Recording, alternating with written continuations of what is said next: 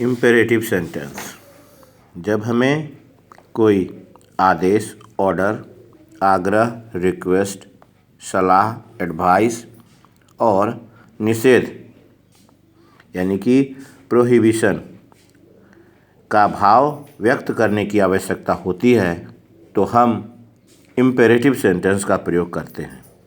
When we need to express some orders, commands, requests, advice and prohibition, we use an imperative sentence.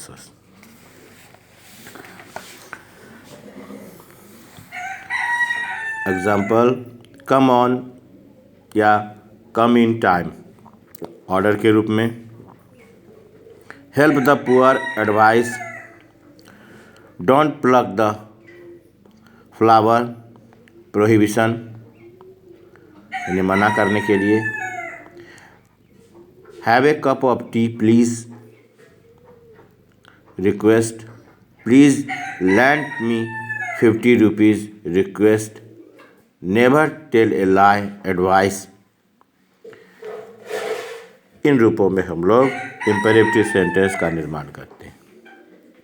Imperative sentence में subject you understood रहता है यानी विलुप्त रहता है, लेकिन उसका भाव निहित होता है। कम इन टाइम मतलब है you come in time, help the poor मतलब है यू हेल्प द पुअर। कभी कभी इम्पेरेटिव सेंटेंस एक ही शब्द का होता है, रन, हरी, कैच, कम, गो। ऐसे शब्दों से स्ट्रॉन्ग कमांड या स्ट्रॉन्ग ऑर्डर की अभिव्यक्ति होती है तथा ऐसे इम्पेरेटिव सेंटेंस के अंत में नोट ऑफ एक्सक्लामेशन का प्रयोग होता है यानी संबोधन चिन्ह का प्रयोग किया जाता है। इसके बाद चौथा रूप है ऑप्टेटिव सेंटेंस। जब हमें किसी व्यक्ति के प्रति शुभकामना, प्रार्थना, दुआ या अभिशाप अथवा बद्दुआ व्यक्त करने की आवश्यकता होती है तो हम ऑप्टेटिव सेंटेंस का प्रयोग करते हैं। When we need to express a wish, prayer, crush to someone, we use an optative sentence। Example के रूप में, विश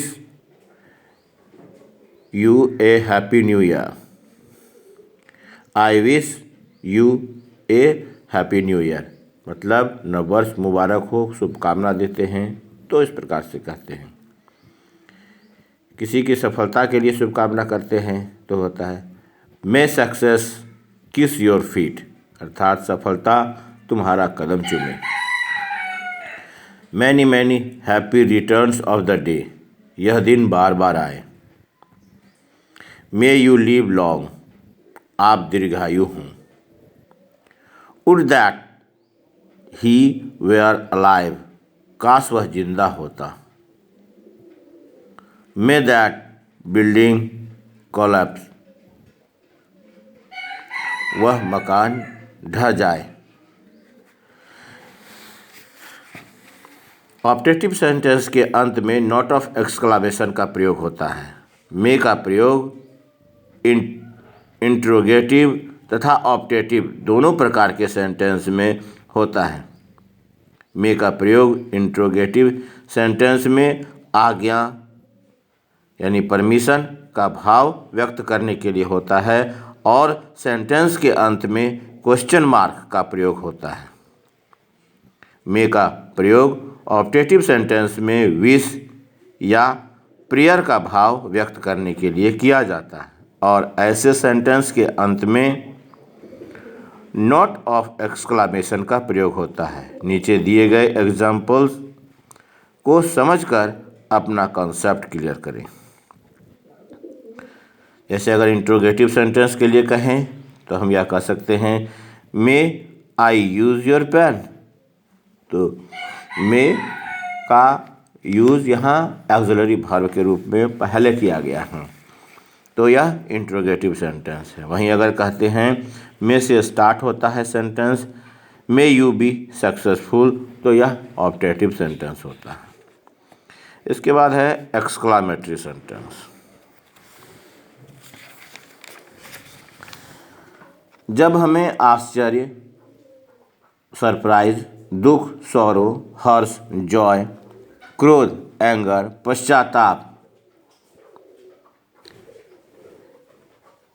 रिग्रेट, घृणा, कंटेम्प्ट, दुश्मनी, हेटर्ड आदि का भाव व्यक्त करने की आवश्यकता होती है तो हम एक्सक्लामेटरी सेंटेंस का प्रयोग करते हैं। यानी कि जब surprise, sorrow, Joy, anger, regret, contempt, hatred आदि का भाव हमें जब व्यक्त करना होता है तो हम एक्सक्लामेटरी सेंटेंस का प्रयोग करते हैं।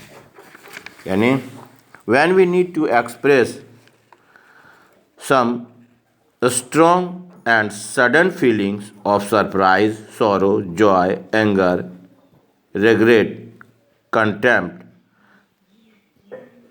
hatred, etc., we use an exclamatory sentence.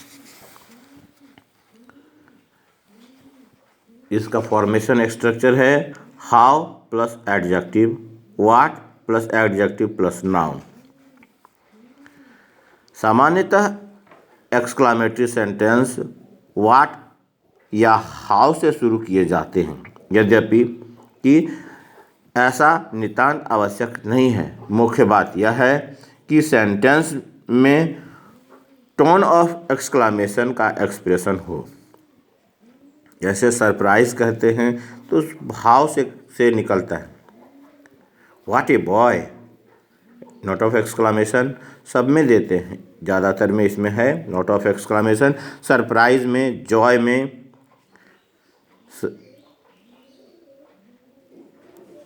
Sorrow में, सरप्राइज में, जॉय में, सौरो में, सभी में नोट ऑफ एक्सक्लामेशन का यूज़ किया गया है। इसमें नोट ऑफ एक्सक्लामेशन का यूज़ किया जाता है।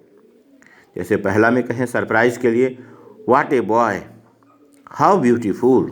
जॉय के लिए what a dashing personality. Surprise भी और जॉय भी दोनों हो सकता है। How careful you are. Surprise, alas I am undone, दुख होता है, सौरो है, तो अलास उस भाव से। Hurray we have won the match. Joy, pooh pooh, Ram रे राम। कंटेम्प्ट, पोह पोह मतलब घृणा होता है, तो पोह पोह।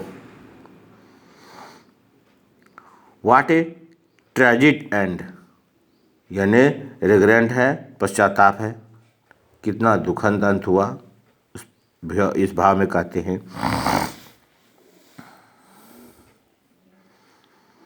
हाउ बैड, कंटेम्प्ट, यह भी घृणा का भाव है, कितना बुरा है। हाउ डेयर यू, एंगर, क्रोध के रूप में।